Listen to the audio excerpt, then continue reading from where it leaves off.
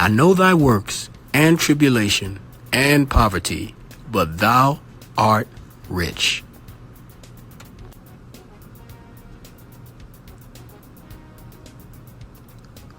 Welcome to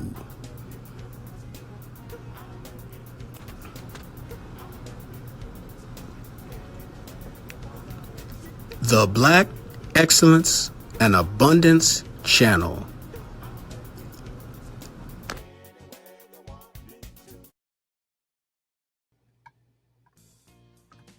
Dr. William Key, known as Bill, was born a slave in 1833 in Murfreesboro, Tennessee.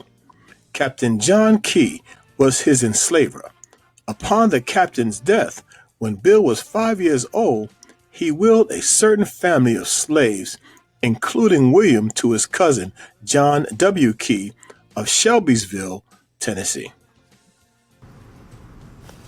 As a child, he demonstrated a remarkable talent for working with horses and mules.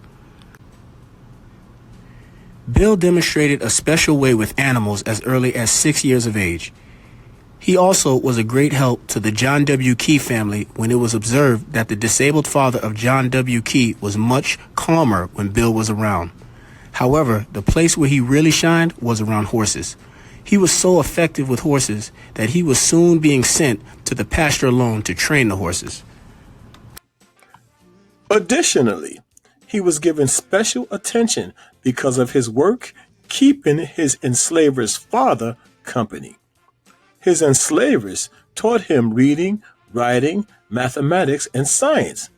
Martha, his enslaver's wife, really appreciated the effect Bill had on John's father, as it saved her from having to deal with the cantankerous old man. A little known fact about Black history is that many of the enslaved Africans did, in fact, know how to read. Some were taught by their enslavers, some learned on their own, and some taught each other. Even though it was illegal, they did, in fact, know how to read. Many of them. She taught Bill such gentlemanly skills and presentation, elocution, and etiquette. These skills would all come to be most valuable to him later when he became an adult and found himself in need of them to succeed as a free man after the Civil War. Key read veterinary texts and experimented with animal remedies until he became a successful veterinarian and equine dentist known as Dr. Key. He also practiced dentistry and other healing arts for slaves. With the outbreak of the Civil War, Dr. Key accompanied his enslavers' 2 sons to Fort Donelson. There he constructed his own shelter, a log-covered dugout known as Fort Bill, in which he took refuge and offered protection to his enslavers during Union bombardment. The relationship between the John W. Key family and Bill continued to grow stronger, and even after the Civil War, when the Key family lost everything, Bill, who by then had accumulated quite a sum of money, stepped in and helped send John W. Key's 2 sons to Harvard. Now this is a point of emphasis. When you consider this man, William Bill Key, born into slavery, when he accumulated wealth, he turned around and helped those who had enslaved him through college. These are the same 2 young boys that Bill had followed into the Civil War fighting to protect them from harm.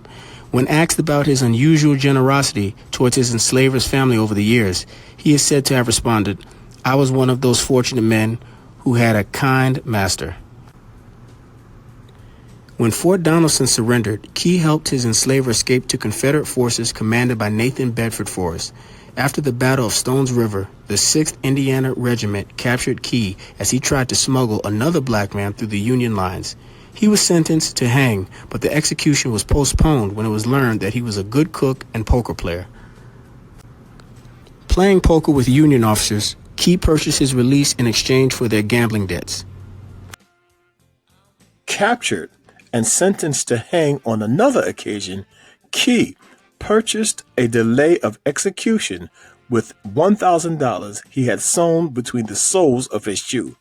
Confederate raiders liberated him the next day. After the war, Dr. Key and his former enslavers found the family estate in ruins. The elder William Key had died, leaving the family lands heavily mortgaged. Key developed and marketed Keystone liniment for various animals and human ailments.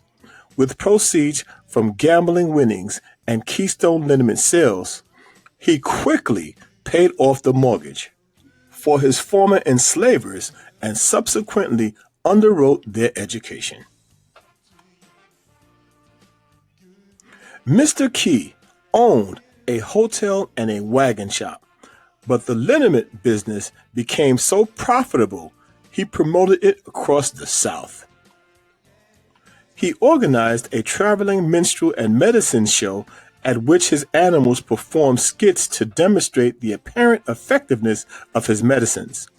While in Tupelo, Mississippi, Key bought a badly abused Arabian Bay Loretta horse from a defunct circus. He nursed the mare back to health and bred it into her Tennessee Volunteer, a standardized stallion. She produced a colt so sickly that Key considered having it destroyed. Instead, he named it Jim, after the town drunk who had a similarly wobbly gait. Key nursed the colt to good health, but otherwise ignored it until he noticed that the animal let itself out of gates, opened drawers to retrieve apples, and responded with affirmative and negative nods to questions. And thus was the beginning of the legend of Beautiful Jim Key, the smartest horse in history. Key put Jim on a rigorous training routine that lasted for 7 years. When he finally exhibited Jim, he could spell distinguished among coins and make change, write letters and his name on blackboard, identify playing cards, play a hand organ, and respond to political inquiries, among other amazing feats. This horse was smart. Key first exhibited Beautiful Jim Key at the 1897 Tennessee Centennial Exhibition in Nashville. Albert R. Rogers, a wealthy officer of the American Humane Association, witnessed the performance and was especially gratified that Key's training methods consisted entirely of positive rewards for the performance.